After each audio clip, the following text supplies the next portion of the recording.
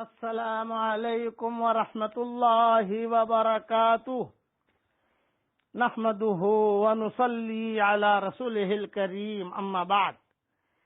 آج کا سبق سن لیجئے۔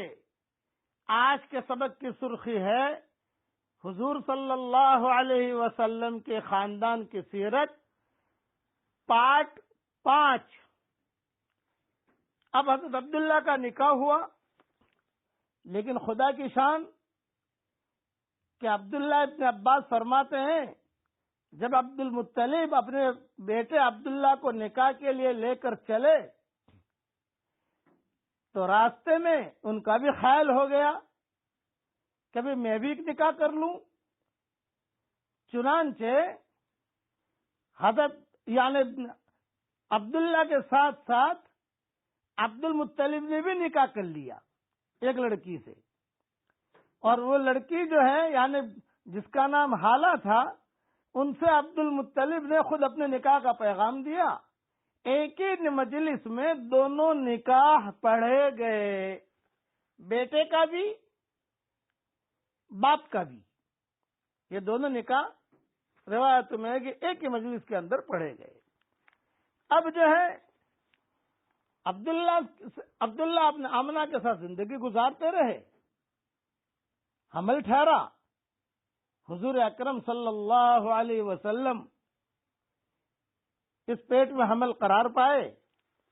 لیکن ایک قصہ یہ ہوا کہ حضور صلی اللہ علیہ وسلم کی ولادت سے 50 یا 55 دن پہلے اصحاب فیل کا واقعہ پیش آیا، جو سیرت اور تاریخ میں معروف اور مشہور ہے، اور قرآن کریم میں اس کے بارے میں خاص صورت نازل ہوئی ہے، الم تر کیف فعل ربک باصحاب الفیل۔ مفصل قصہ تو کتابوں میں دیکھ لیا جائے، مختصر یہ ہے کہ نجاشی حبشہ کی جانب سے یمن کا حاکم ابرہہ نامی آدمی تھا۔ اس نے دیکھا کہ تمام عرب کے لوگ حج بیت اللہ کے لیے مکہ مکرمہ جاتے ہیں اور خانہ کعبہ کا طواف کرتے ہیں، تو اس نے یہ چاہا کہ عیسائی مذہب کے نام پر ایک عالی شان عمارت بناؤں جو نہایت مہنگی ہو، مرمر لگے ہوئے ہوں، تاکہ عرب لوگ سادہ کعبہ کو چھوڑ کر اس مصنوعی کعبے کی طرف آ جائیں اور مکہ مکرمہ میں جو کعبہ ہے اس کا طواف چھوڑ دیں اور میرے یہاں آ جائیں۔ چنانچہ یمن کے دارالسلطنت مقام صنعاء میں ایک نہایت خوبصورت گرجا بنایا۔ عرب میں جب یہ خبر مشہور ہوئی تو قبیلے کنانا کا کوئی آدمی وہاں آیا اور وہاں پاخانہ کر کے بھاگ گیا۔ یہ ابن عباس سے منقول ہے۔ بعض کہتے ہیں کہ عرب کے نوجوانوں نے اس کے قرب و جوار میں آگ جلائی ہوئی تھی، ہوا سے اڑ کر اس گرجا میں آگ لگ گئی اور گرجا جو ہے وہ جل کر خاک ہو گیا، جو مصنوعی نقلی کعبہ تھا وہ ختم ہو گیا۔ ابرہہ نے غصے میں آ کر قسم کھائی کہ میں بیت اللہ کو گراؤں گا اور بیت اللہ کو گرا کر سانس لوں گا۔ اسی ارادے سے مکہ مکرمہ پر چڑھائی کرنے کی اس نے کوشش کی۔ جس عرب کے قبیلے سے راستے میں ملاقات ہوتی تو اس کو ختم کر کے آگے بڑھتا رہتا، یہاں تک کہ یہ ابرہہ اپنے ہاتھیوں کو لے کر، فوجی لشکر کو لے کر مکہ مکرمہ پہنچ گیا۔ ابھی حضور صلی اللہ علیہ وسلم پیدا نہیں ہوئے ہیں، 50 روز 55 روز دنیا میں آنے کے باقی ہیں، ساتھ میں اس کے ہاتھی بھی تھے۔ اطراف مکہ میں اہل مکہ کے جو مویشی چرتے تھے، ابرہہ کے لشکر نے مویشی، یہ جانور سب پکڑے اور سب کو جو ہے ذبح کیا۔ ان میں 200 اونٹ حضور صلی اللہ علیہ وسلم کے چچا عبد المطلب کے بھی تھے۔ وہ 200 اونٹ یہ ابرہہ نے پکڑ لیے، چونکہ دادا گیری تھی، اقتدار تھا ابرہہ کا۔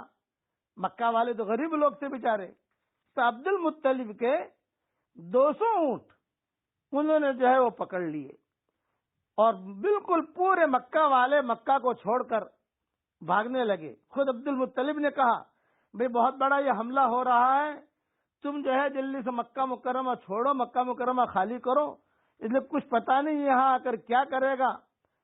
سارے کے سارے لوگ مکہ چھوڑ کر بھاگنے لگے۔ اس وقت قریش کے سردار اور خانہ کعبہ کے جو متولی تھے وہ عبد المطلب تھے۔ جب ان کو ابرہہ کی خبر ہوئی تو قریش کو جمع کر کے کہا کہ دیکھو تم یعنی گھبرانے کی بھی بات بھی ہے اور گھبرانے کی بات نہیں بھی ہے، کچھ پتہ نہیں کیا ہوگا، یا تو جو ہے مکہ خالی کر دو، یا مکہ خالی نہیں کرنا تو یا ہمت سے پڑے رہو۔ بس ایک بات کہتا ہوں، یہ عبد المطلب نے کہا، ایک بات کہتا ہوں، چاہے تمہارے گھروں کو وہ ختم کر دے، کچھ بھی کرے، لیکن اللہ کا گھر کو وہ منہدم نہیں کر سکتا۔ یہ اللہ کا گھر ہے، اللہ خود اس کے گھر کی حفاظت کرے گا۔ بس یہ کہا کہ اللہ خود اس کے گھر کی حفاظت کرے گا۔ تمہارے بارے میں تو یہ ہے کہ رہنا ہو رہو، نکلنا ہے نکلو، باقی تفصیل کل انشاءاللہ۔ پڑھ لیجئے میرے ساتھ، سبحان اللہ العظیم و بحمدہ۔